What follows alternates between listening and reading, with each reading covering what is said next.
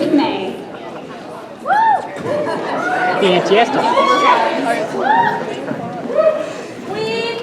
Well, first of all, it is an honor to be up here with all of you talented ladies, so thank you so much for being here. So let's just start with I'm going to do some interview with you guys, and then we'll have questions from the audience, if that's okay, so the last 15 minutes. So if you guys have questions, go ahead and start thinking about them now. All right, so first question for you guys. Oftentimes, voice actors don't know what they're auditioning for. So when did you find out you were auditioning for Overwatch, or when did you find out that's the game you were doing? Oh my god, I want to change seats. You don't have to do it in order. We can mess around. You can do it whatever order you want. So I'll start. Because actually, I think I knew what I was auditioning for. I just had no idea of what that game was. I actually knew very little about Blizzard. I live in France. I live in Paris, and I knew the name Blizzard, but I just didn't figure what it represented. So I was doing this audition quite freely, actually, and I knew it was Overwatch. I knew the character, but it just took a while for me to realize what I had got myself into. I had done voices for World of Warcraft, so Andrea Toyas knew me. So when I got the audition, at that time it was not called Overwatch, it had a code name, Prometheus, and Pharah had a different name, so I didn't know what I was auditioning for at all. It was just another game. And the way that they described Pharah in the breakdown was she sounded like she was a bad guy. So I did this really villainous Pharah audition, like a super villainous thing, and sent it off and had no idea what happened. And when you're a voiceover person, you tend to do an audition and promptly forget and never think about it again and just forget that you did it. And so 6 months later, I get a call from my agent that I booked a job for Overwatch, and it's a character named Pharah, and that the recording session is on my birthday. And my first reaction was, I didn't audition for anything called Overwatch or a character named Pharah, so they must have the wrong Jen Cohn, because Jen Cohn is like the John Smith of Jewish girls. And so there must be a Jen Cohn voiceover actress in LA, and they mixed us up, and this is a terrible mistake. So I had no idea what I was getting into at all. So then I showed up on my birthday at the session, and Jeff Kaplan was in, and Michael Chu, and Andrea Toyas, and the first thing I said was, guys, you got the wrong Jen Cohn. This is a mistake. And they all started laughing, and I said, I did an audition for this, and they played villain Pharah for me. And then they said, oh, what's this? Oh, I remember doing this, okay. And that was the day they told me that Pharah was the Captain America of the game. And that was the day we found the voice, and it was on my birthday 4 years ago, almost. So that was that.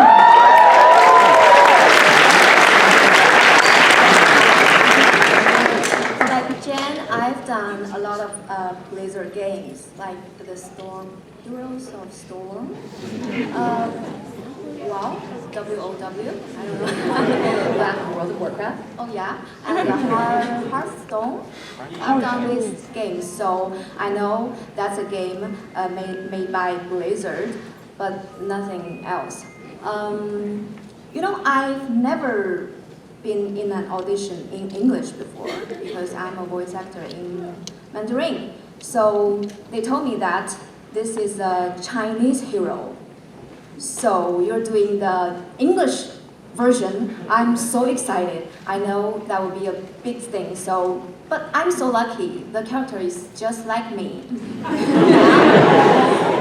She's a scientist. She's cute and shy.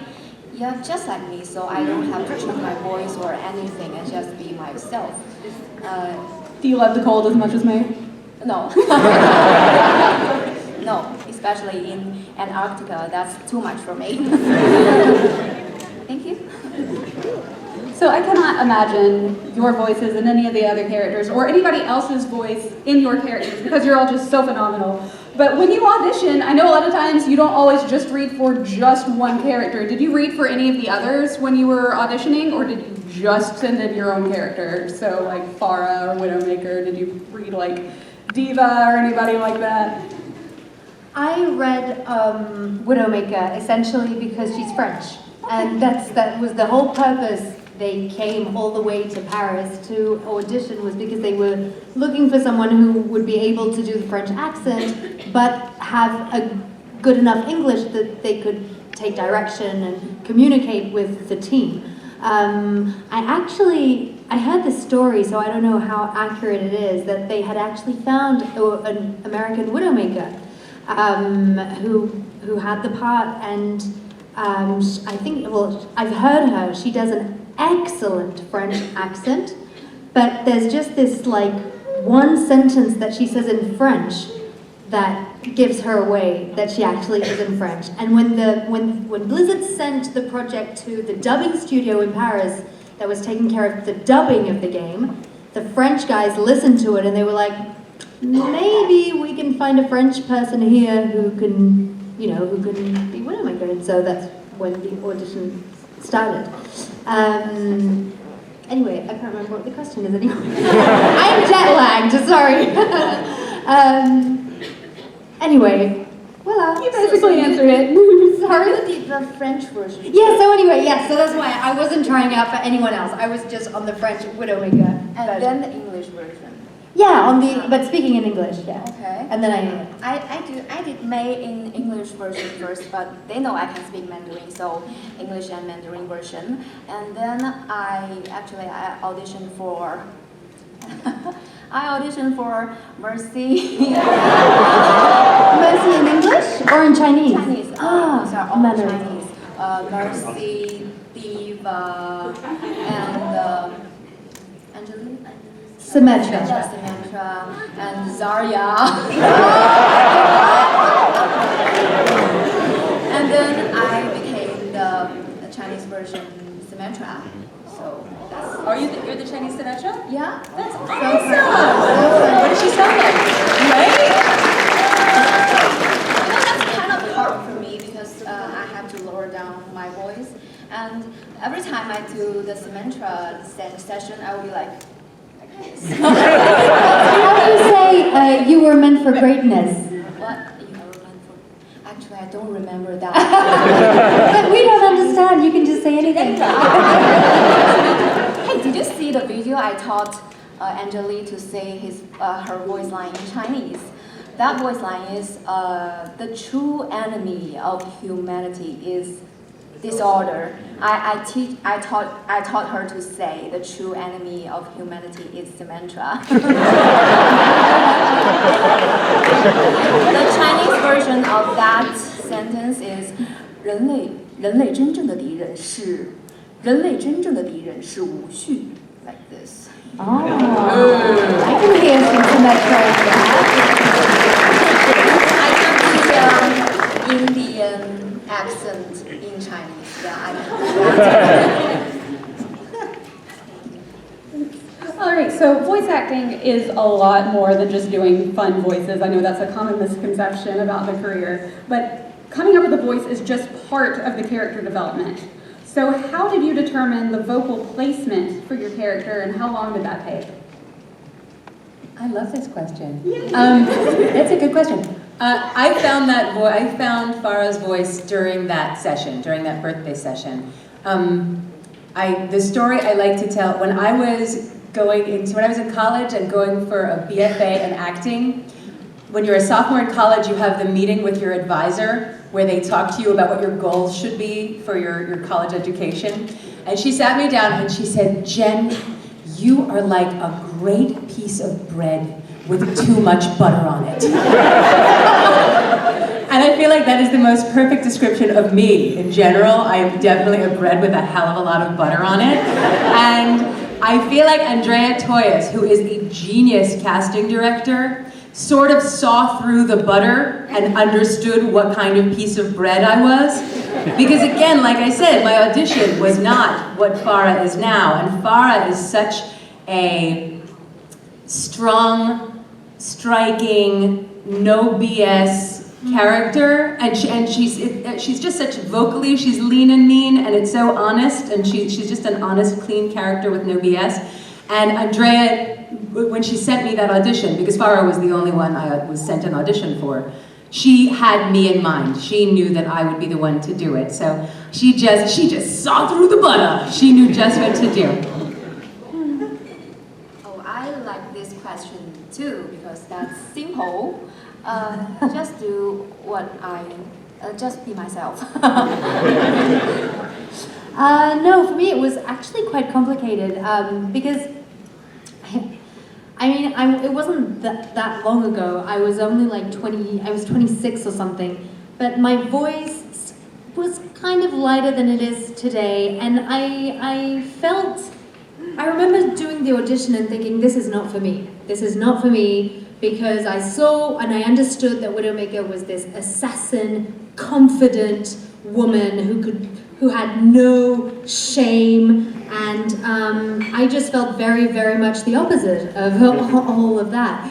And I remember, having to like lower my voice a lot, and it felt uncomfortable in the same way it always felt uncomfortable doing like ads, commercials for like perfume and stuff, where I felt like I had to pretend that I was this woman when I still felt like a little girl.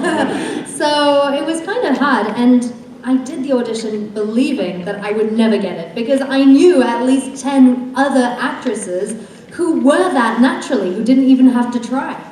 And then, I don't know, they took me. That was cool. So when did you get to first see a picture of your characters? I think I auditioned, and the first thing that I recorded was was Alive, the short film, the short animation. So actually, I got to see her pretty quick, because if I remember correctly, Alive was out before the game was out, right? So I think I got to sort of see her right after we finished recording. I saw Pharah in that first session, in the birthday session, and I remember being really taken aback by the blue armor. I remember just being like, ooh, there's got blue armor. Oh, I like that. Very nice. Oh my god, you guys are so lucky. I think the first time I saw May's picture is when the game was released.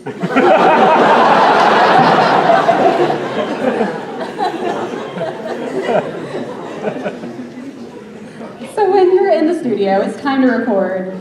What line do you go back to so you can get into that character's voice and speech pattern? Aerial superiority achieved. I wrote you on my radar. We're usually there. Personne n'échappe à mon regard.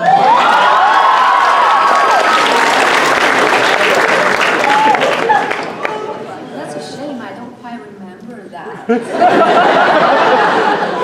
Let's pretend. Let's freeze, don't move. All right. What would your characters order at Starbucks?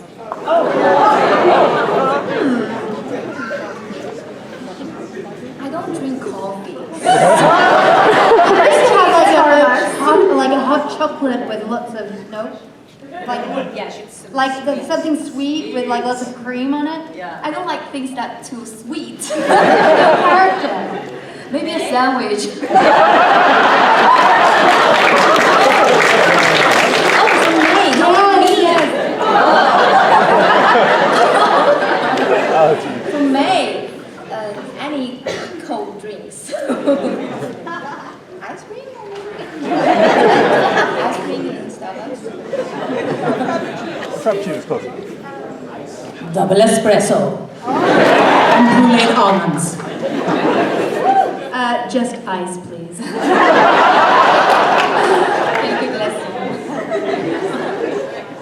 So how long did each recording session last? Or was a typical recording session, I guess? It depends. It depends. The minimum length of a session is an hour. That's the minimum. But usually you're booked for 4 hours, and you often use the entire time. But yeah, Ordinarily, you're booked for a 4-hour window. Sometimes you're booked for a 2-hour window, and you're done in an hour. But most often 4 hours. Yeah, I'm usually booked less because of time difference. I record in Paris, Blizzard is in LA, so as Jen has done once, because Jen has already recorded from Paris as well. One time. I was tired. It was late. I was tired. So I record from like 6 p.m. to 9 p.m. maximum, but they never keep me later than that. For the English session for May, because of the time differences, I do like 3 hours in Shanghai. I do the session in Shanghai, English session, like 3 hours. But it's kind of special because every time I do the English version, and after 2 or 3 days, I'll do the Chinese version for May and the Chinese version for Samantha. So that's like doubles the time, maybe. But it's much quicker. When I dub in French, what I have done, it's just so, it's very straightforward. Yeah. So the sessions, you mean it's double because there are 2 characters to do? Yeah. Right. Yeah. And for the cinematic, wow, it's such a long time.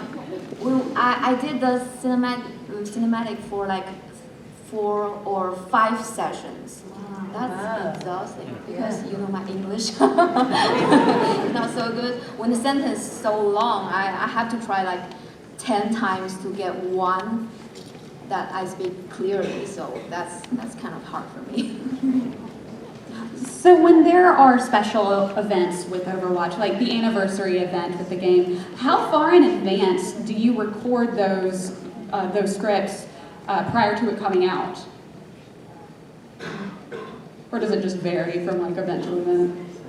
They don't tell us anything. Like, we don't get a schedule. We just get lines, and oftentimes we don't necessarily know that it's related to this or that event. Like sometimes it's obvious because of the line, but sometimes it's just, they're doing their own thing, and we're like taking orders, basically. I remember, I don't know exactly the time. Once I did a sentence for May, something about bunny food.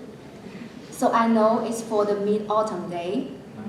But when the day comes, there's no voice line. So I don't know why until the next year, the mid-autumn day, that voice line came out. So sometimes a year. Yeah. And I did that 恭喜发财. I did that voice line in summertime. All right, well, what is a power or ability your character has that you would want to have in real life?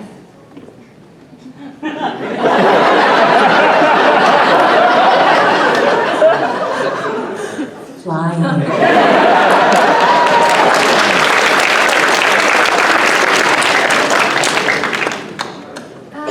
I'm hesitant. I could say like see in the dark and everything, but I guess it's more a trait of personality. It's not really a special power, but it's I don't know, this ability to show absolutely no remorse when she knows that what she is doing is the right thing. You may not agree. I don't know exactly the name of the power. When May is in danger, she'll freeze herself. I like that ability. It's a good one. So when you first started acting, what role did you play or what production were you working on? So not necessarily your first, but the one that really solidified your decision to just keep going with the art rather than just, I'm done with this, you just really wanted to keep going. Sorry, I missed the beginning of the question. Oh, I'm so sorry. When we started our careers, or when we started acting was the question. Oh, acting. Yeah, when you first started acting, what role or production did you do When that solidified what you wanted to do? Was 5. I did a production of Peter Pan. I did, and I was Wendy. My last time I was ever an ingenue, ever. And I remember having to walk the plank and improvising a prayer. Doing this Jewish prayer, walking the plank. And the audience got hysterical, and I was sold. I was like, that's it. This is what I'm doing. This is the career path. That was it. Wow. Well, actually, funnily enough, mine was also at school. Like, my last year of high school, I was doing this theater class with this great teacher. And we worked on this very depressing bit, about, it's like a German play. It's a solo play, so I was doing it by myself. And it's basically this person who walks on stage and goes, I'm going to count to 1,000 and kill myself. and then the piece, and then the character talks about its life and everything, and it goes deep into stuff. But that was the moment when I was like, I love this. Just because I think it was so much the opposite than what I tended to experience on a daily basis, which was, something light and joyful. And I was like, ooh, I could really dive into all this craziness and the human psyche and all that. And yeah, I loved it. So I start voice acting after I graduated from college. And I majored chemical technology in college. So, that's weird. Why? I think when I got the first lead role in the movie, and that's when I finally decide I will be a voice actor. And when I got the part of May in Overwatch, it's like, wow, I'm definitely doing this forever. All right, so Elise, you and May both have a scientific background, so that's a similarity. What are some other similarities you all have with your characters, even if it's just something small, something you could really relate to your character? You mean with May? Yes, with May. With May, or Jen with Pharah, or Mother issues. I'm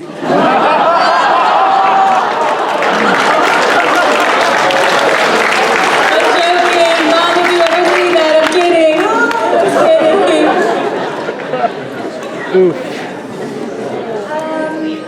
no, what I always say is that basically, me and Widowmaker, when you first meet me, I suppose you don't think that it's the obvious choice. But I do relate to her in several aspects. First of all, she's very passionate. She's very much about seeking pleasure.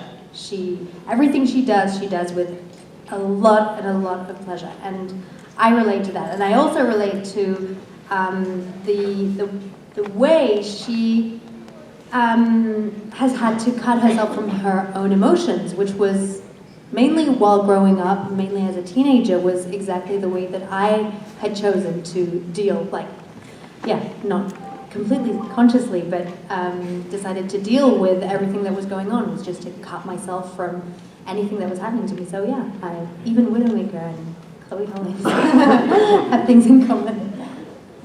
Okay, I'm not slim as May. Oh my god. That's the truth, yeah. Okay. Doesn't bother me. I think that's fine. And I don't like bullies like May. Yeah. All right, so if you had to spend an entire day with an Overwatch character that is not your own character, who would it be and what would you do? I would like to do a big fuzzy hug like a Siberian bear to Zari.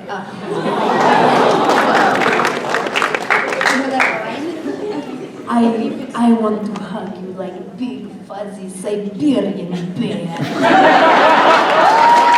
I really like that.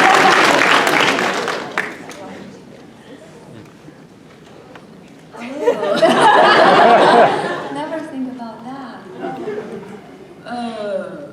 Maybe Winston? Yes, we can do some calculation together. understand me, that's okay. Love it. Okay, so I'm gonna do, oh, go ahead, I'm sorry. Oh. I think I want to roll with Junkrat and Roadhog.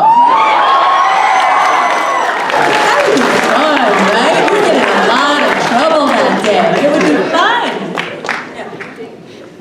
All right, so we're gonna do one more question from me, and then we're gonna go on ahead and take audience questions. We have about 15 minutes left in the panel. Where's my runner? Okay, so if you have any audience questions, you're going to line up behind my runner here. He is going to be helping you out. So be thinking of them. Just remember, keep them concise and keep them appropriate. This is a family event, and it's a school night. All right, so one last question for you guys. Do you ever just quote your characters to yourself in daily life, like a mosquito bites you and you kill it, so you say justice is done? Or do all the laundry and say I am unstoppable? Yeah. In the Chinese New Year, I say 恭喜发财，红包拿来. What does that mean? I wish you a big fortune, and please give me a red envelope filled with money. That's a traditional thing in China. Maybe when I'm really annoyed with someone, or I have to like keep myself under control, I'll be like, play nice. Yeah, I can also be like, but to myself, like, oh, an annoyance. All right, well, thank you all for answering all of my questions. So I know the audience is ready to answer a whole lot for you. So let's see, who do we have first? All right, okay, it's really hard to see from up here. All right, so go on ahead with your first question. Hi, I was just wondering, would you guys ever respectively cosplay as your character? I have so much armor. I have so much cool like leather armor. There's a British designer named Una Burke who like has been making me so much awesome stuff. So I would be like fashion Pharah. I've got a whole set of the pajama. The sweater, the pants, the slipper, the hairpin, and my gun. And snowball. Oh yeah, snowball. I have at least four snowballs. Yeah, no, I just feel like I should be much taller. So I won't even go there. Which of your character's skin is your favorite? Oh deal. Mecha Queen. Wow, I love many of them are my favorite. Maybe the bee. Oh, yeah. And in the cinematic, I have may have two skins from the cinematic. Yeah. Yeah, those are the best. And the 僵尸碗.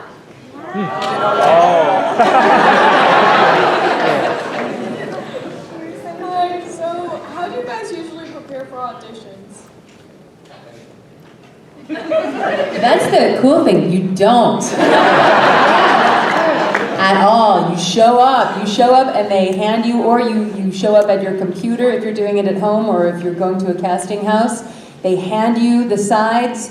For a game, often they'll hand you a drawing of the character, they'll give you a very brief description, and they'll give you a handful of lines, and you have about 4 minutes. Go! That's what there's no preparing. Life is your preparation. That is fun.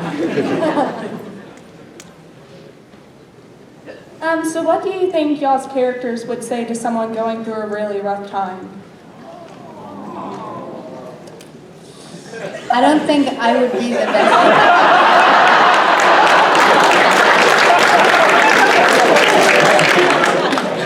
Just kill whoever is. We'll get over it. I will protect the innocent. No.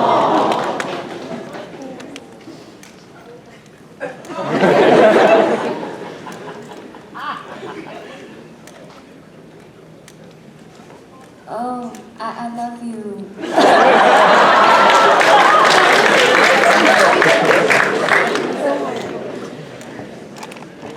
Okay, hi. So, in the game, who would your character's best friend be? In the game, or?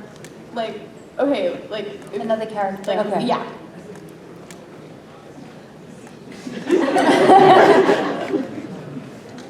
I think Pharah has a thing for German doctors.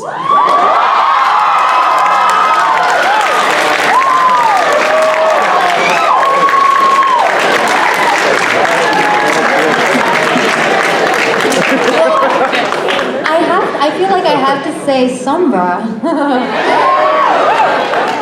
But otherwise, maybe Doomfist. I like Widowmaker and Doomfist hanging out. I think that's kind of powerful.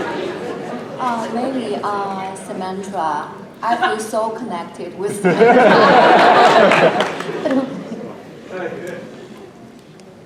Hello. Hello. How do you become a voice actor? So, I don't know, I don't think that there's one regular path. I think everyone has their own journey. I started as a child in Paris, and when I decided to become an actor, it just seemed very natural for me to continue doing that. I started doing English learning methods for French people learning English. So I actually learned a lot because I was very little. I started when I was 8 or 9. And on these kinds of projects, you do lots of different voices, because generally there's not a huge budget. So like every actor is doing a whole panel of characters. And that was not easy at first, but I guess I kind of grew into it. And yeah, it was like training, actually.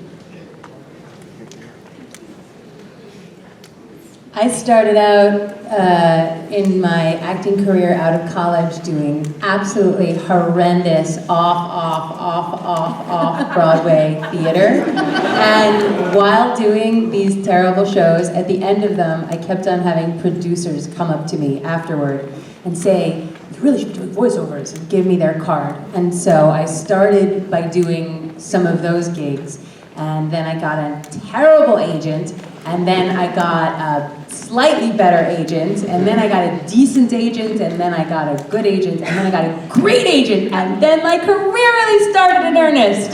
So, but that isn't, I think, the way that things happen for everyone, and that isn't the way I think that things happen now, because when I first had my career take off, it was before technology was what it is now.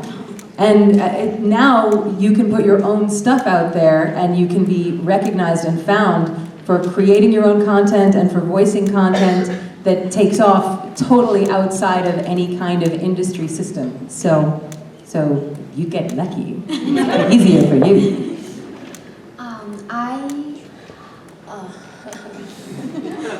I love voice acting since I was very little, like 12 years old, or maybe. Yeah, at that time I had my favorite voice actor, whose name is Su Baili. She's like my idol. And when I was in college, I searched for like training course for voice acting, and I joined that course, and I found that my idol is my mentor. Yeah, and she likes me a lot. She taught me a lot, and she gave me a lot of opportunities. I think maybe I have some potential, so that's why I became a voice actor just after I got my master's degree on chemical technology.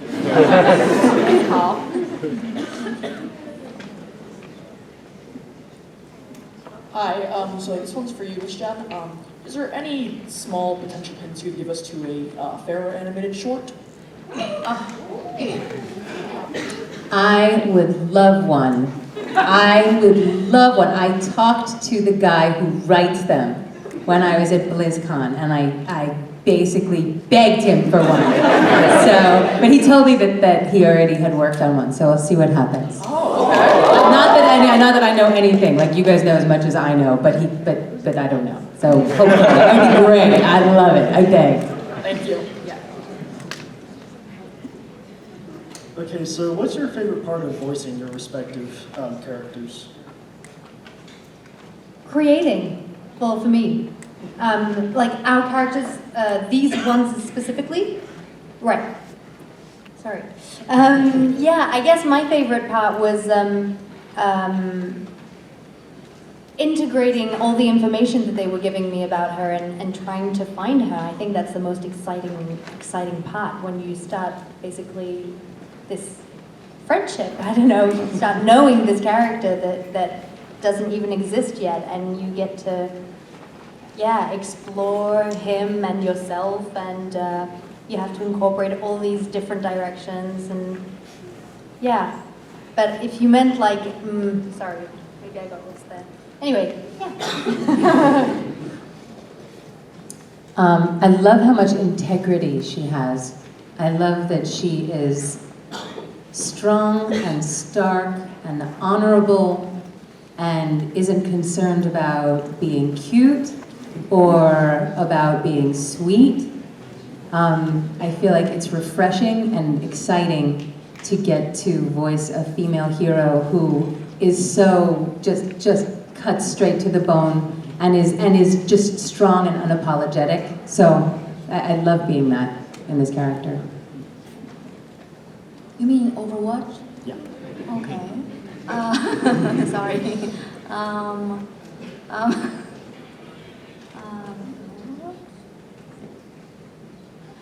You know, I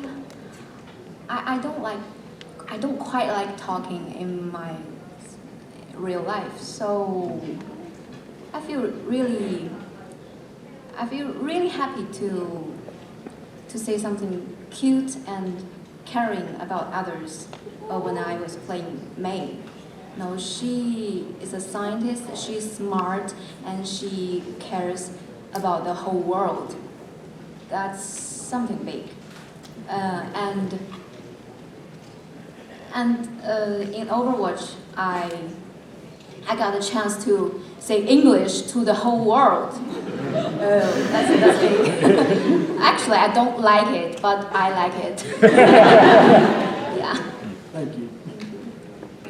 Hi.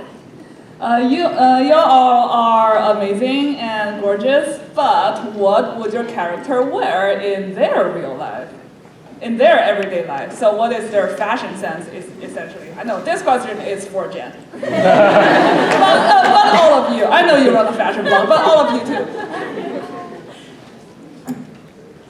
I mean, isn't Pharah like in wife beaters and jeans?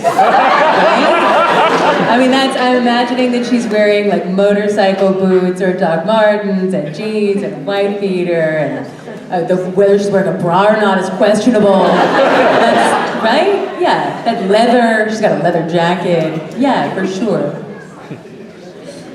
yeah, I feel like Widowmaker's already kind of wearing whatever she would wear just to go to the supermarket. Because why bother, really? Almost the same situation with, especially in China, I think no fashion for most of the scientists. They just wear. That is brutal. I'm a scientist. Really? Are you a Chinese scientist? Yes, I am. Really? China. So you're not most of them. No, when I was in college, most of my classmates are now kind of scientists, and we don't care about fashion. Yeah, just dress like any students in college in China. Yeah. I'm sorry. You guys, we have about 2 minutes left, so let's try and make these last 2 minutes a lightning round so we can get through as many of your questions as possible, okay? Cool. On the topic of cinematics, I know this might be more for Elise and Chloe, because wink, wink, there hasn't been a Pharah one yet. But I know sometimes voice acting can sometimes be about like throwing random lines like attack the payload or get on the payload. But what's it like doing a cinematic where you actually have to narrate a story and you're really furthering like this sort of animation with your character? Like, do you watch the whole thing without sound, or like what's the process like when you actually do a cinematic? Cinematic. When the first time I heard about this cinematic thing was in the BlizzCon in 2016. Yeah, they do the whole preparation a year before the cinematic released. At that time, I was doing my first session in America, and there's no video or anything, just some pictures, like a storyboard. But that was funny because I'm actually telling a story. Yeah, like you said, it's not just a sentence by sentence, it's a story. They asked me to do the whole story again and again, trying to find something new, and that's fun. Yeah, it was the same for me actually. Again, it was the first thing that I recorded, and that's what I auditioned. And I just kept doing the whole cinematic from beginning to end, and it was great. But I didn't really have anything to compare it to by then because I hadn't done a lot of in-game lines. So, but it's just something different. It's another part of the job which is differently exciting. I need a cinematic. Okay, it looks like we have time for one more question. It looks like we are at the end of our panel, but we can do one more. This is more about, this is more to Chloe in particular, but any of you can answer. You've talked about what voice lines you're most comfortable with. Which are the ones that you're least comfortable with? The ones I'm least comfortable with. So sorry, I'm not a gamer at all. The ones I'm least comfortable with are the ones that I don't get because I'm not a gamer. So for example, what's an aimbot was literally like, what is an aimbot? So that was really hard for me to get. Other than that, I'd say some like, based on pronunciation, sometimes the French accent is not very, you know, when I say like, it's one of my favorite lines, emotions make you vulnerable. But I don't like how vulnerable sounds. I think it's ugly in my mouth, it doesn't feel nice. And then a lot of the very like yelly things kind of like hurt my voice. But other than that, I like being Widowmaker. I like how confident she is about everything. I like that everything is going to be okay because there is no other possible option. Thank you. All right, everybody. Well, thank you so much for coming, and thank you, ladies, for being here.